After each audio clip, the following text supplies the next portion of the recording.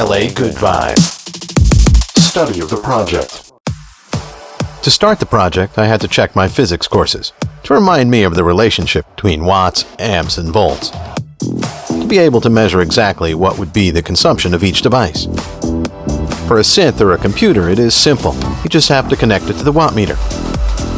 For some speakers, for example, the question was to know, when we listened with a moderate volume, we have a certain consumption. What would be the maximum consumption if we listen at full volume? Test de consommation électrique. For this, the only solution was to use some cushions to be able to increase the volume to the max, and thus be able to measure electricity consumption.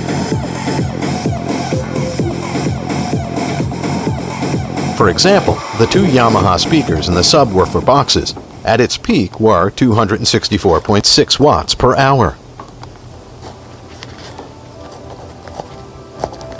We do the same with each of the devices that could be on the bus. And in that way, create a table containing all the information necessary to calculate the battery cluster.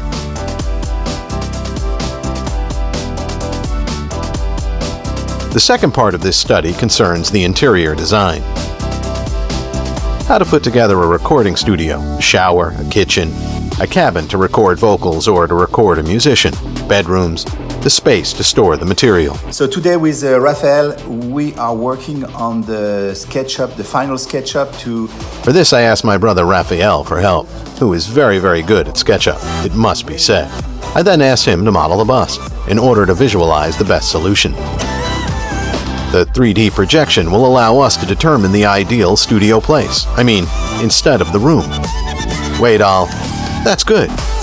I'm going to remove this. I'm going to make a cut. It's this section plane. I think it's this. This is it. We no longer see the top. Vocal booth. Super, great. We just drop the roof with the solar, yeah. This 3D preview will allow us to imagine a sliding rail system to increase the surface of the solar panels. Going from 6 to 12 panel. Like this. We're trying everything first on the computer and then it's gonna be for real. Okay, thank you. Thanks, Raphael.